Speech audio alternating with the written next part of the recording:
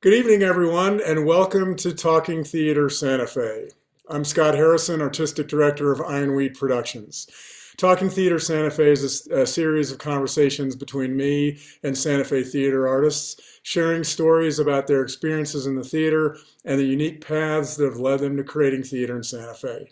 I'm very honored to have as my guest this evening Santa Fe lighting designer, video editor, and production manager of the Santa Fe Playhouse, Annie Liu. Annie, thanks so much for joining me tonight. Thank you for having me, Scott. It's great to have you. Just a little bit more about Annie before we start. Annie holds a Bachelor's of Fine Arts degree in Theater Design and Technology from Santa Fe University of Art and Design, where she concentrated in lighting design. Due to the COVID-19 pandemic, she found herself thrust into a world of videography and editing, and she absolutely loves it. For Santa Fe Playhouse, she's edited The Confessions of Clayton Younger, Good Riddance 2020, Enough, Plays to End Gun Violence, and the Playhouse's Shelter in Place series.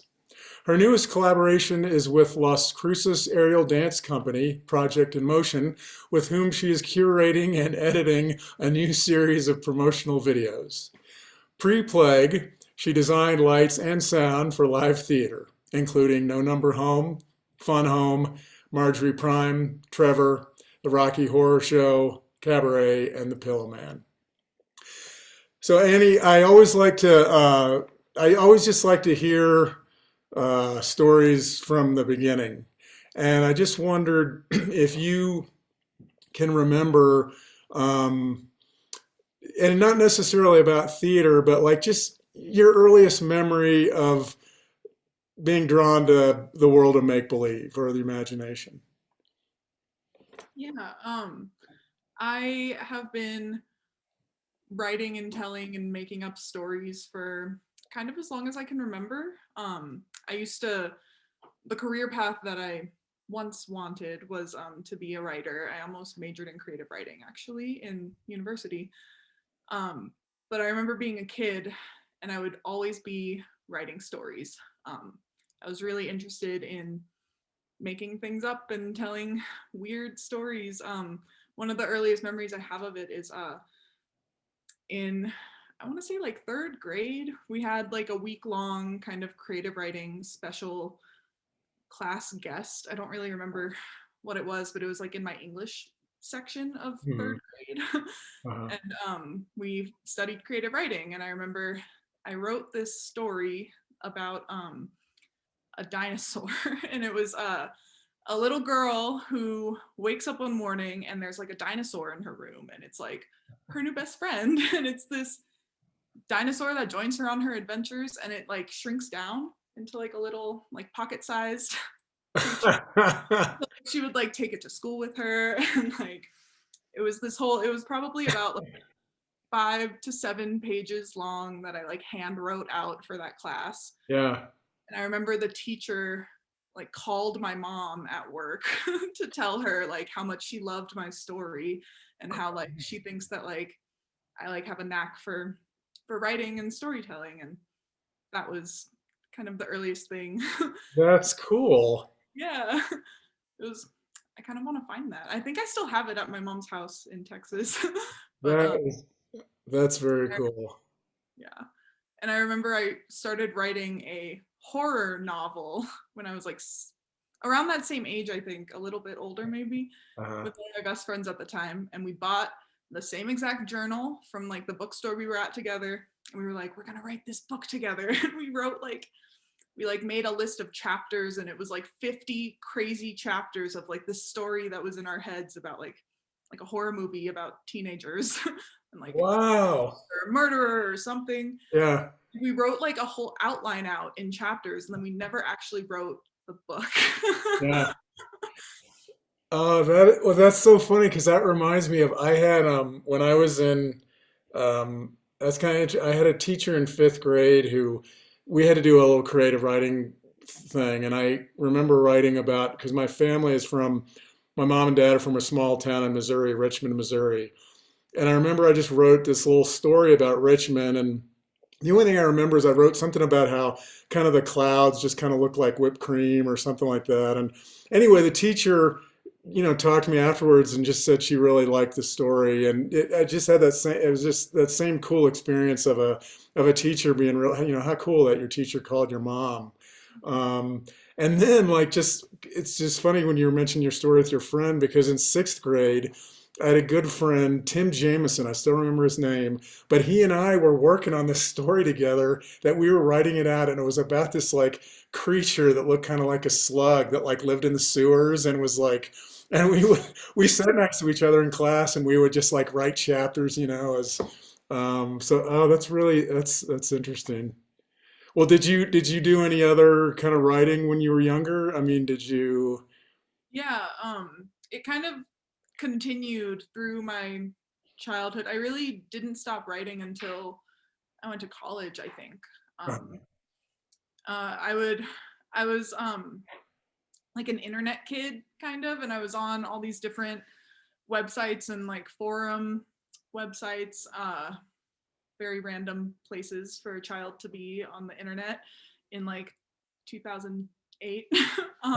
But I would write stories for those like forums. Like it was like these online communities of other kids and probably not kids, and people would share their writing there in like section by section posts on like a forum type of format. Yeah.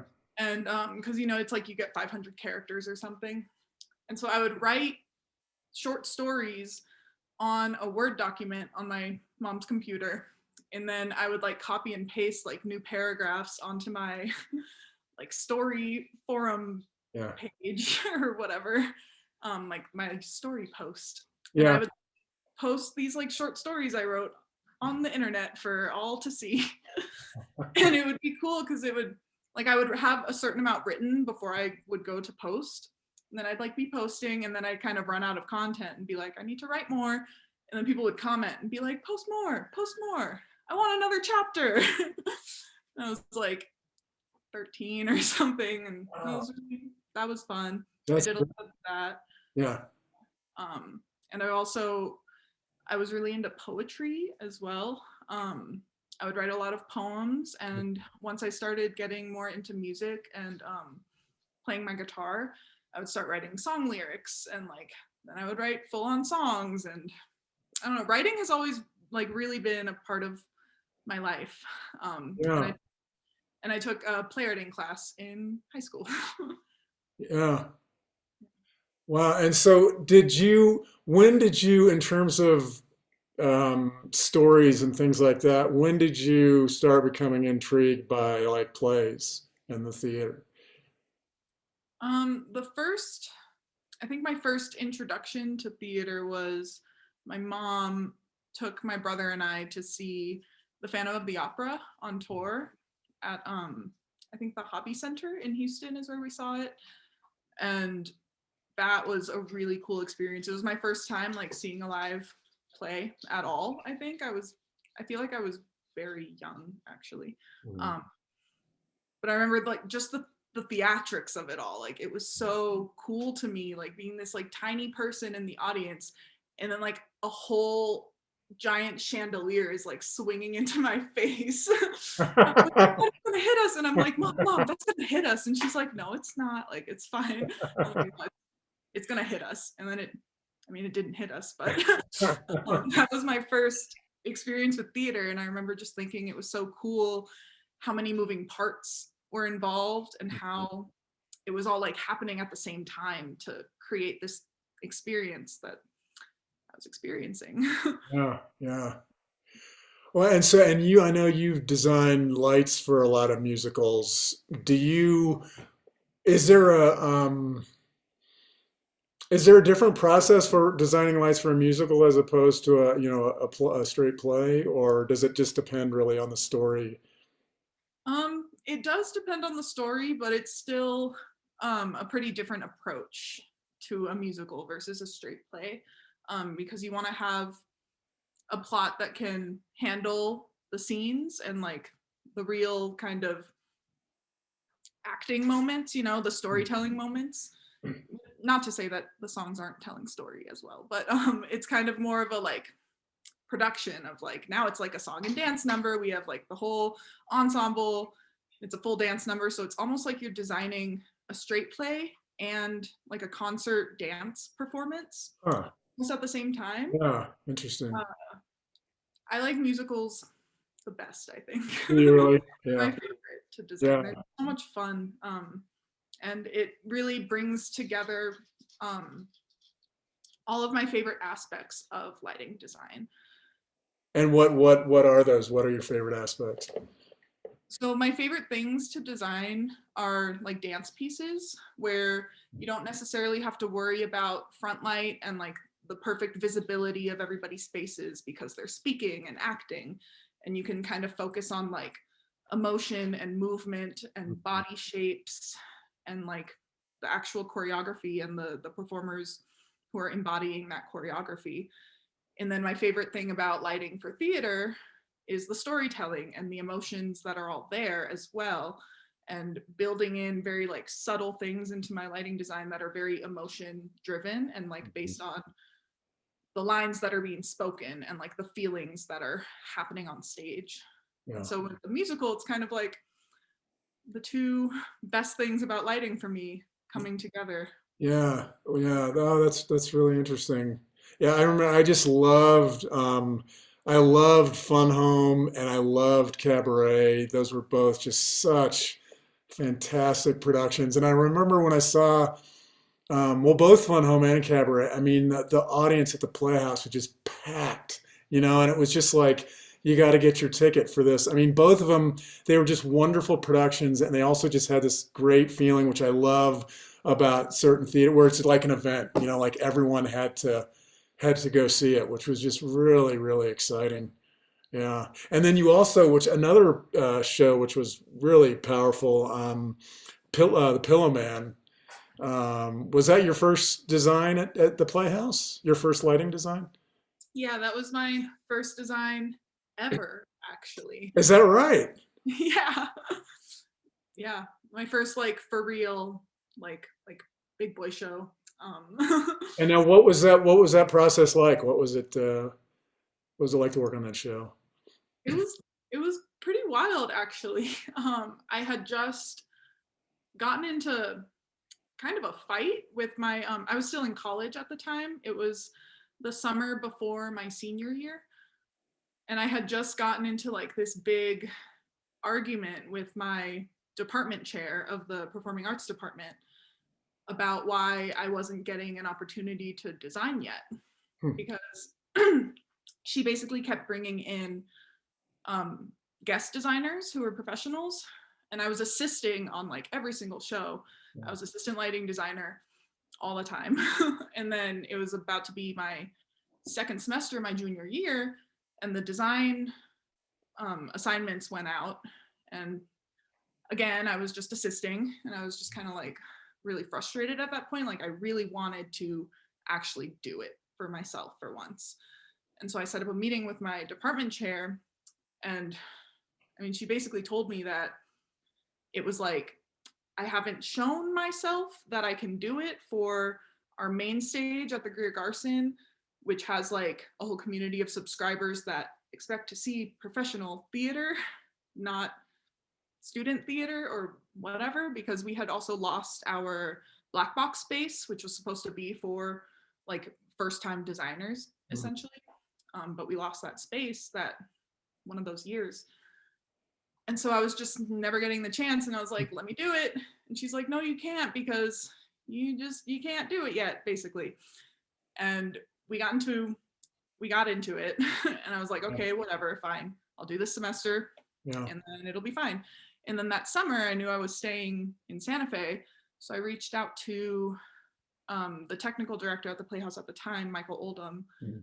And I was basically like, I wasn't looking for a design job actually, because I had never done it, and I would have liked to do it at my college in that kind of safety net where someone could help me. Mhm. Mhm. But I reached out to Michael and I was like, I'm hanging around, like let me know if there's any crew things that you need, like I'm here. Mhm. And he was like, our lighting designer just quit. Do you want to do Pillow Man? And Pillow Man was actually my favorite play ever at the time. I had I studied it in a class and I was just really, Oh man. and it was like this perfect kind Yeah. of chaotic random, yeah, it was very strange how it worked out, but I was like, I grappled with it for a couple days. I was like talking to my roommate a lot about it, and she Mhm. was like, you know what, like if you're not able to do it at the place that you're like paying to learn how to do it, just go take this opportunity, like you deserve to Yeah. have a chance. And so I did that, and it was scary, Hmm. but really, really amazing. And I would not have changed how any of that went down for anything. Yeah. Wow. What that's how cool that it was a play that you loved and just this confluence of events brought that about, man. And that was a powerful production. I mean, that play is yeah, that is an intense play. And I remember you know, I remember Warren Houteling was in that, who he had just been recently in the production we did of Death of a Salesman, and I saw him in that, and I know he loved that play. And then he passed away. I don't know if it was how many you know, several months after that, but I because I remember him, you know, kind of sending out word about that play, about how excited he was about doing that production. And man, that's that was your first project. That is really exciting.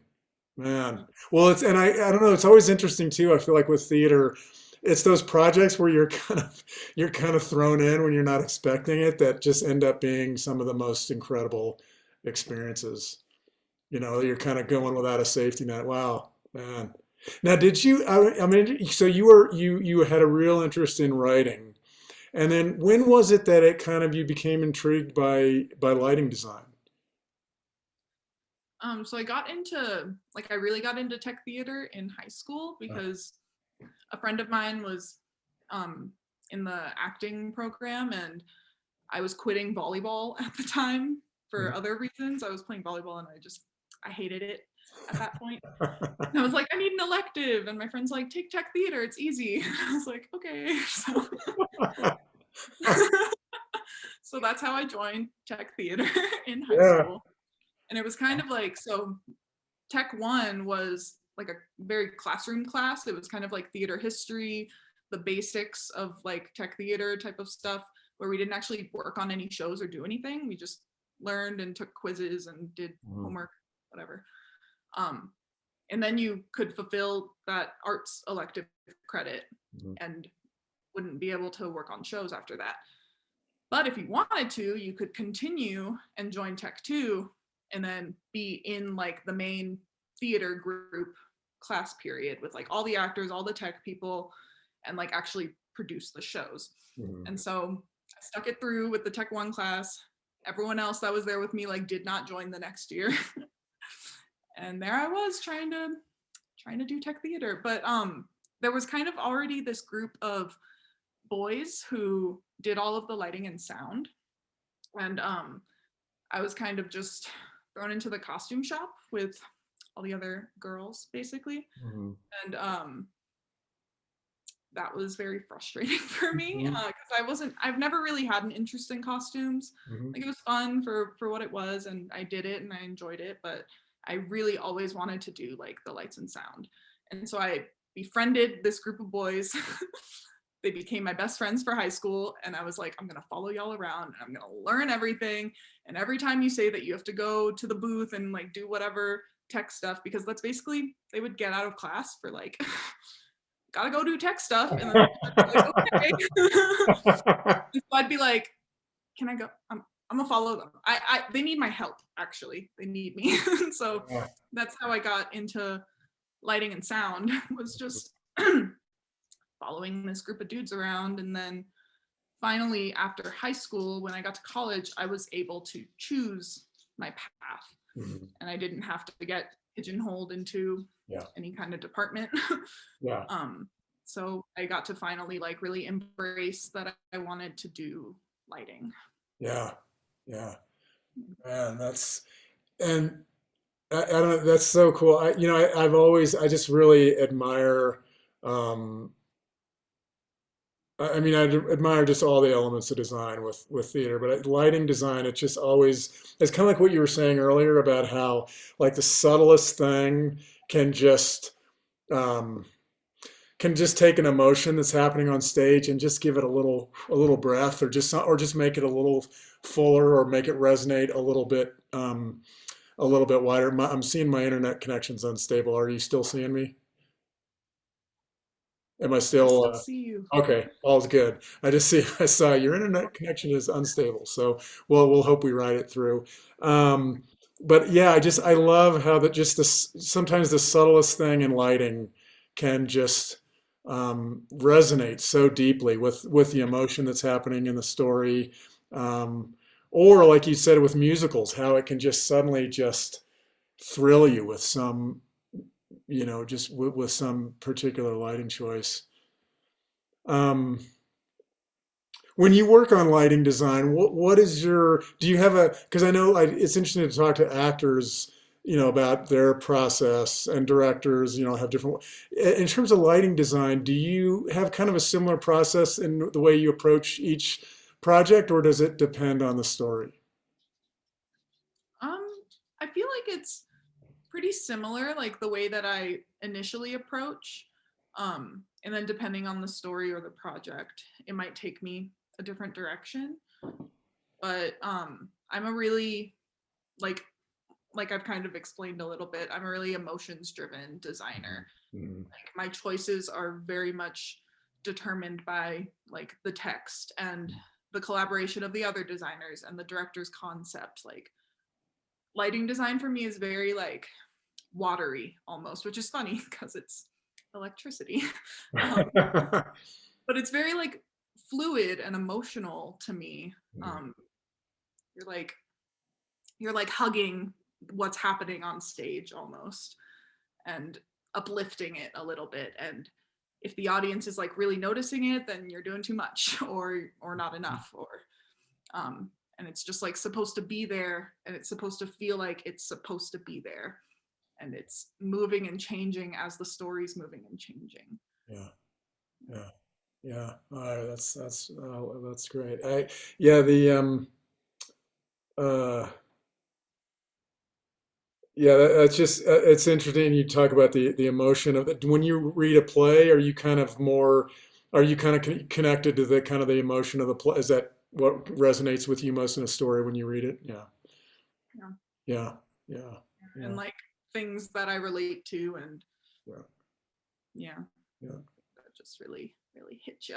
yeah, yeah, um, yeah. yeah, and I really don't. I feel like I don't make a lot of big lighting decisions until I'm watching the like a design run, like a or a stumble Mhm, through or something like that in a rehearsal. mhm, Like I can have my concept and kind of what I feel about the play and what I feel about what all the other designers in the room and the director feels about the play, mhm. but it doesn't become like real for me until I'm in a rehearsal room watching it happen. Yeah. And that's kind of like that's what I do during design runs. If anyone watching has ever been in a design run with me, all the typing that I'm doing constantly Yeah. is I am writing down every single cue that I want to happen in like as it's happening in As front of it's me. happening. I'm like Yeah. following the script and then like okay, on this page, this line, like something needs to happen there, because it's like I'm just watching it happen and then I just feel kind of what they're giving me and how I'm receiving it and experiencing it in the room. I'm like, there needs to be a cue there. I don't know what it is yet, but something's gonna happen there and it's gonna be good. That's fascinating. Really interesting.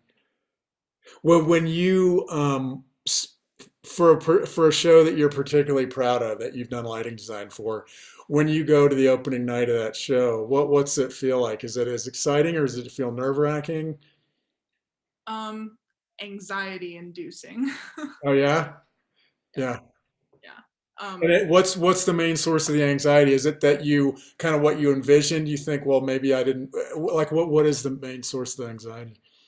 Just something going wrong. Uh-huh. Usually because it's theater Yeah, yeah. and it's live and humans are human beings and we make mistakes and like things happen, and I'm kind of it's not a great thing about myself, but I am a little bit of a perfectionist, and I do like in tech, I'm like so very particular of like exactly where a cue is supposed to be called, because I feel it in my heart when it's supposed to happen, and then it Yeah. doesn't happen, or it happens a beat too soon or a beat too late. I'm just like a little piece of me like dies inside. Oh And yeah. that's Yeah. really the anxiety is Yeah. just me being like, I hope it all goes well.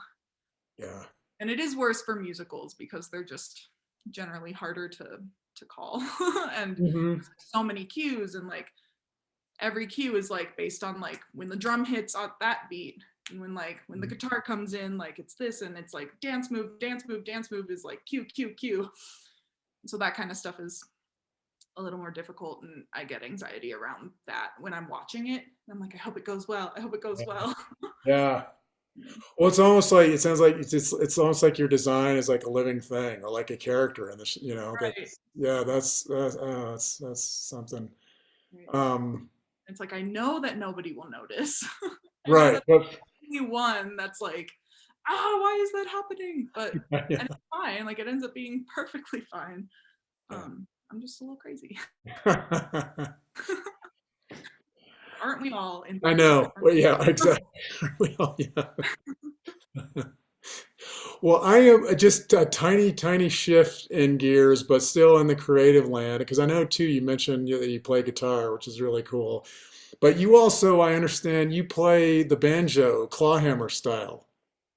So because it's interesting, because I've always wanted to learn a stringed instrument, and so my dad played the banjo growing up, and he played the guitar, but always loved the banjo. I just love that sound. So I've always wanted to learn. I never played a stringed instrument. I played the trombone when I was learning music. Um, but I bought a banjo a few years ago and started practicing, and it's very slow. I'm doing the bluegrass style, traditional style, but it's very slow for me just because have never played a stringed instrument before. But I totally love it. And then I heard that you were playing clawhammer style, and I just when did that come about? I started really making the effort to learn that style during the pandemic. Uh, Uh, Probably around, I think it was after my broken ankle had healed, actually. So it was a little later in the pandemic. Um, I was just finally like, you know what, I'm gonna do it, because I had bought my banjo in 2019, I want to say, like in March of 2019. And because I play guitar and like I can read like tablature and whatever, um, I kind of picked up strumming and playing chords yeah. really quickly. Like in Candyman, I was sitting there with the banjo I was gonna end up buying, like looking up chords on my phone, and I was like, I can play songs. So I mostly played my banjo that way and Yeah. had a lot of fun with it and but I wasn't really trying to learn like picking styles yet, because it seemed a little overwhelming and just kind of really hard, Mhm. and I kept getting discouraged with myself because I would end up being busy, or like it just wasn't happening the way I wanted it to. Yeah. um so I kind of gave up on it for a little bit, and I was just playing it for what it is and playing chords as if I would play my guitar. And then at some point during the pandemic, I was like, you know what? I'm doing it. And so I looked up YouTube tutorials, very basic. I learned how to play Skip to My Lou Uh-huh. Yeah. in clawhammer style, which was fun. Made Yeah. me very, very happy. I was like walking around my house playing Skip to My Lou all day long. Like it was the best song in the world. Like showing my husband, like, look what I'm doing. I'm doing it. Yeah, that's me with "You Are My Sunshine." That's my song I play around the house. Wow. Now, so and the claw, I don't know if you can describe, is the claw hammer, what kind of, what does that involve? I mean, is it? So it's probably similar to the style that you're learning, Mhm. sure, but it's basically like claw, like your hand is like a claw essentially, and you're Uh-huh. keeping your hand in this like claw position, Yeah. and the only motions you're doing are hammering down on the string. Okay. That's why it's called claw hammer. Got And it. so Yeah. you're never plucking up Okay. like you would with a guitar or another stringed instrument.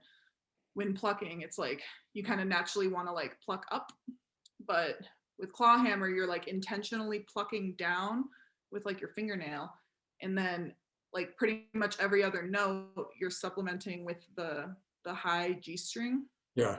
and it's just like, and then you get into like this rhythm of like the claw hammer, and you're just using these fingers like barely going downwards, and it just like happens. Oh, Yeah. that's because yeah, with the traditional, yeah, you pick down with your thumb. I think I'm doing this, think this right. You pick down with your thumb, but you pick up with your first two, you pick upwards. So interesting. Well, yeah, I've always wondered like, well, maybe maybe I'll get out some videos and just mess around with the claw hammer style. But so, and you've been playing it throughout the pandemic then? Yeah, I haven't picked it up in a minute, to be honest, but I should. This is a good reminder to keep practicing. Yeah. Yeah. Was it harder to learn than the guitar, or was it about the same? Um, it's kind of hard to How did compare, I compare? guess, Yeah. because when I learned guitar, it was my first stringed instrument ever. Oh And so yeah. it feels like everything after that was easy just because I now understood like how it worked. Yeah. And Yeah. um yeah, it was, Yeah. I guess it was about the same, I guess. Yeah. I don't Yeah. know. Yeah. Guitar was harder because I learned it first. You're right. Right. Yeah, that makes sense. Well, so now speaking of the pandemic, you talk. I know you said that when the pandemic came, you've kind of been thrust into this different world of video production and video editing, which you've done just some really, really cool things. And it's been really rewarding to just to see your work on the Clayton Younger series that Patrick has been writing, and also just what you did with Shelter in Plays. And that first, I remember that the Good Riddance 2020. That's the first one that you did, right? Was that the first for the Playhouse, the first kind of video montage that you did? Yeah, yeah, in that style. That's the first, yeah, Which, montage that. which was hilarious. It was hilarious. And so, had you done video editing and stuff like that before, or did just something you started picking up because of the pandemic?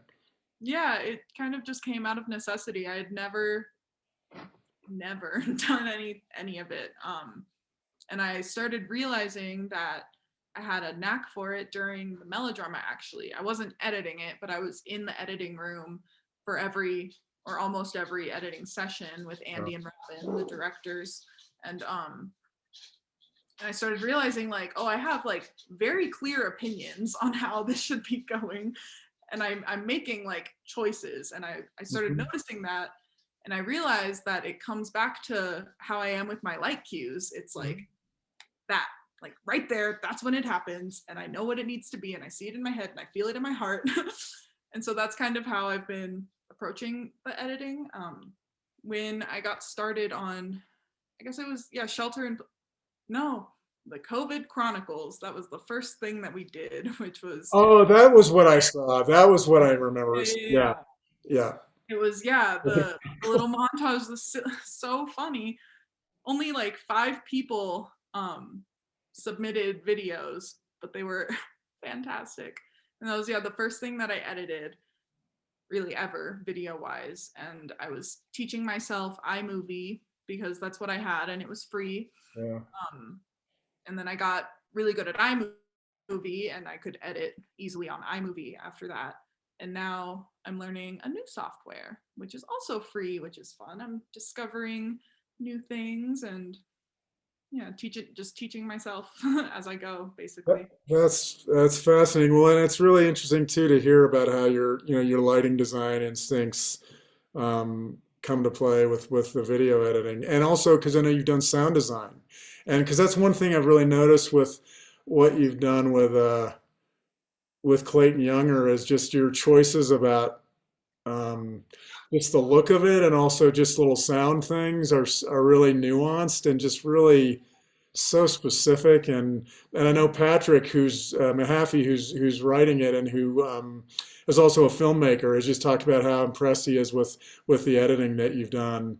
Do you have any kind of, as you've been working on this, do you have any kind of inklings of, well, maybe filmmaking might be something I might look at down the road? Right. I actually have been thinking about how much I'm enjoying all of the editing, which is typically from what I've heard from like my filmmaking friends, like the most hated part of the filmmaking process is the editing apparently. Um, but I really enjoy it. And so yeah, I've been looking into other like little like doing some freelance editing. Like I mentioned in my bio, I'm working with this aerial dance company Yeah. that is actually run by my old roommate's mom, and she wanted to support me and like throw me a gig basically with her organization. And now, after the first video that I did for them, we're continuing a collaboration of a series together, which is really really cool. Yeah, oh, that's exciting. Yeah. Wow. Well, it's and that's just really cool that you're thinking about, oh, maybe this is just another, another path to take, and it just came about as a result of this this wild situation that we're all in over the past year with COVID. Do you have a, is it similar in the way that you, because like I say, yeah, the things that you edit, they're so specific and so kind of nuanced. Do you go at your video editing and production from that same place of like the emotion of it? Is that what, do you know what I mean? Or like what emotion is conveyed by a particular sound or edit or, you know what I mean? Yeah, I feel like I haven't had like a huge opportunity to really look at my like I guess like style with Hmm. editing Hmm. because of doing things that are so specific for the Playhouse. But I do feel like with Clayton Younger, I got the chance to like really embrace my creativity and like have a vision and feel the emotions from like your performance and Patrick's writing and come up with what the series is right now, which was really cool to kind of be given that agency and then have everyone come back and say that they love it. And Yeah. then it's like what we're doing. Yeah, it's just it's so beautifully done. And um, did it, and in terms of the kind of the look that you ultimately were drawn to around it, and also just just the sound choices and things when they appear. Was there a Is that something that you just kind of envisioned, or was it trial and error? Was it something that you kind of saw pretty early on, or did you have to kind of try a bunch of different things? I did try a bunch of different things Hmm. with the color specifically because we weren't sure if we wanted to go the black and white direction or just kind of desaturated or maybe like a weird like vintage sepia look. And basically Patrick told me to come up with some options that I like and show them to the group. Yeah. And we ended up going with the black and white look, Mhm. kind of like doing the high contrast thing. But the thing that didn't change at all was the way that I wanted the credits and having like no sound in the beginning and doing just the black screen with like the typewriter font and just like blipping it in and then immediately coming in with your face. Um, that didn't change throughout all of the trials. I felt very strongly about it. And then Yeah. no one really seemed to, everyone else liked it too. So, Yeah, it's such a cool idea. Yeah, such a cool idea. And the music that you found too, and that you found for all the shelter in plays, pieces that were just really wonderful. Um, do you have just kind of a huge mental library of music, or do you know, or how does music come to you in terms of your choices of music? um, well, it usually would start with like the director or whomever um, kind of giving me their ideas of what they want it to sound like. But with Shelter and Plays, I did kind of just go for it. And I was just searching on YouTube like royalty free, copyright free music that we could use without paying for it. And um and I was really drawn to so the first shelter in place we did was spring 2020, um chapter 1 of Clayton Younger, and that was where that banjo piece Mhm. started. And I just remember for some reason I was watching that performance and I was really just hearing banjo in my head. And I was like, this feels like kind of like dark western, a little bit like gritty. And I ended up somehow finding like the most perfect music for this character. Yeah. And I'm really happy with it. And I'm glad I stuck Yeah. with it too. Yeah, that's so cool. That's just so cool to hear your process around that. Um, One of the ones that you worked on enough plays to end gun violence, which unfortunately I didn't see. But what was that experience like working on that project? It was really cool. I was, we were kind of, so the Playhouse was kind of like the lead producers of that, and then we had our Young Playwrights Project and Almost Adults collaborating on it with us, with Aaron Levitman and Marguerite Louise Scott, and then the Playhouse team, me, Robin, and David. And it was really interesting because it was a Zoom series. We ended up casting from kind of all over, and we were working with directors from kind of all over. And it was really fun to produce this series of plays over Zoom where each piece had its own director and its own cast, Hmm. and they would like rehearse on their own. And then I was always the point of communication between everybody because like Robin was directing a piece, David was directing a piece, Marguerite was in a piece, Aaron was in a piece. And so they were kind of just in all of those rehearsals. And I was the point person for all of the directors essentially. Um, and so I was doing all of their sound designs for each specific director while still kind of trying in my head to follow like a full show Hmm. concept that I wanted, Yeah. and working with 6 different directors on different pieces was really, it was challenging, but it was really fulfilling at the same time. Like I really enjoyed meeting the people that I met, and kind of curating that full collection of plays, making it all come together.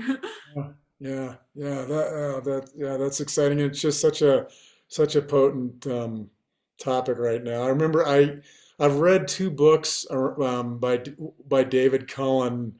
One that he wrote called Columbine, where he was a journalist there with the day that it happened in Colorado, and that now I think he works for the New York Times, and but he wrote this just extensive book about the whole, about the whole thing.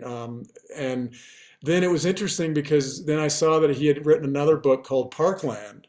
And Columbine was very much about like the whole, just the event and leading up to it, and just the psychology of uh, the shooters and the students that were. It was very extensive about the whole event that happened. And Parkland was actually all he purposely.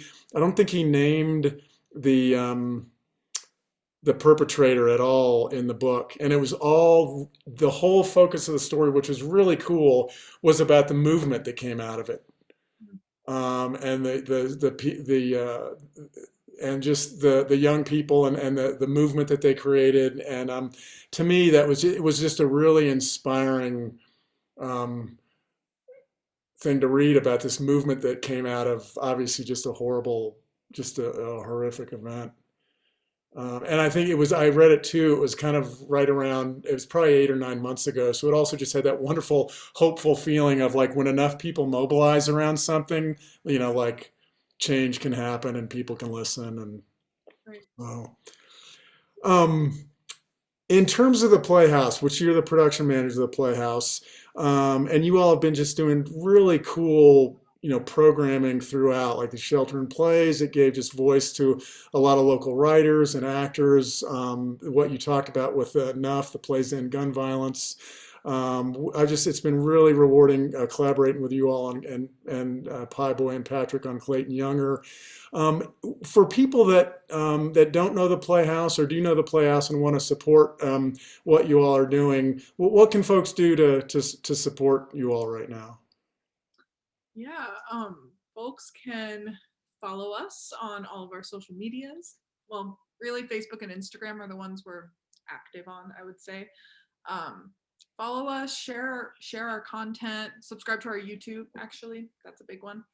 Um, and really, just like yeah, tell your friends about us. Share around some videos that like if you like something that we've put out, tell somebody. um, get the word out about the Playhouse. We are little, but we are here. Yeah. And of course, always donations are welcome and much appreciated. And is it Santa Fe Playhouse dot sfplayhouse.org? What's your website again? Is santafeplayhouse.org. SantaFePlayhouse.org. Awesome. There's Cool. a donate button right up in the corner. Donate some money, or you can look at our YouTube page, look at our blog posts. Just support isn't always monetary. It's Yeah. community and love and Right. yeah. Yeah. Yeah, yeah, and you all are doing just like I say, just such like innovative and creative things, and it's really just awesome to hear that you discovered this amazing talent of video editing and production just because in this world where we've had to be like, okay, what are we going to do now? Um, and I wonder just along that line, I wanted to just ask what are your thoughts about how live theater might evolve or change as we kind of move through and out of this, if at all, or if we'll just, what are your thoughts about that? I think it will come back and yeah, really come back, but it will never quite be what it was, I don't think. Um, I think that theater will continue to grow away from the institution that it originally was. And I think that, or I hope that at least, it will become more accessible to a wider audience and a different group of people that usually gets to experience theater. Um, because of the pandemic, I've realized how many people want theater and want to experience it but don't have access or just can't for any reason. And so I feel like theater is going to grow a little bit away from that kind of like theater industry that it is, and hopefully like live streaming will be more of a thing. And even if we have a live audience, we can still live stream the show so that people can still watch from their homes or from somewhere else in the world.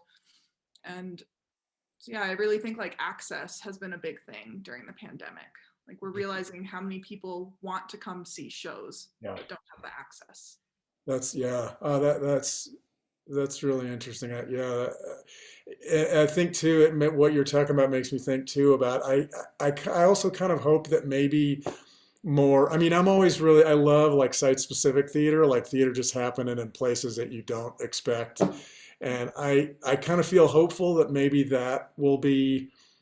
some of that will be more generated, like theater just happening outside or in just a restaurant, just things of just taking place in places that you don't expect, which again brings it to people that, you know, that it brings it to a lot more people, that yeah, And that's really like the root of theater, right?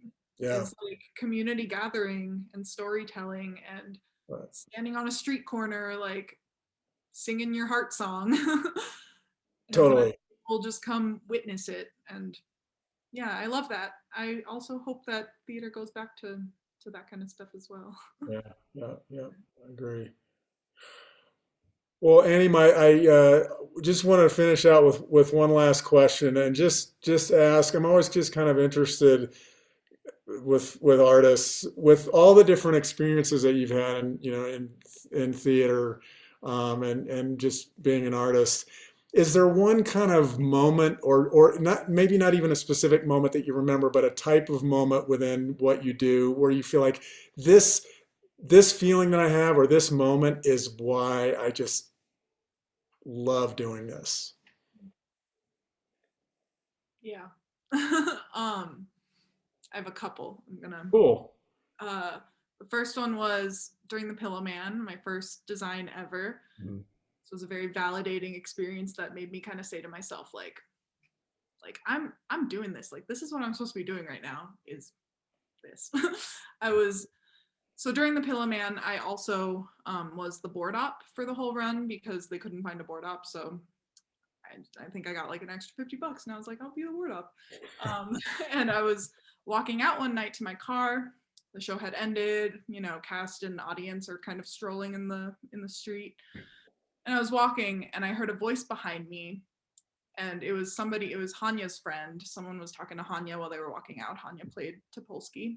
Topolsky. And he was the guy just said, the lights were really cool. Who did that?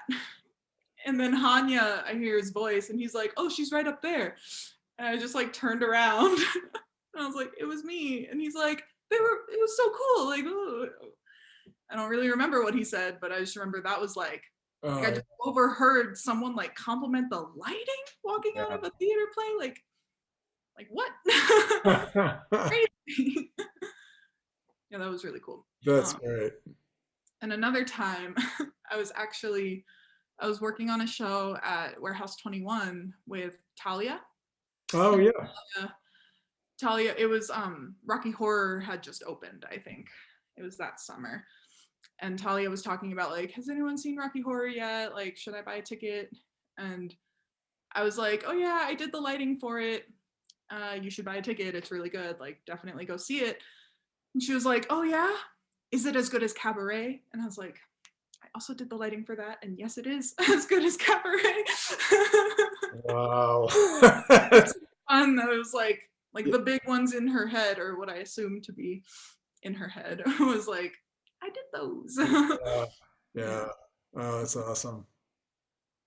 Well, Annie, this has been so inspiring talking to you, and just really for me, like hearing these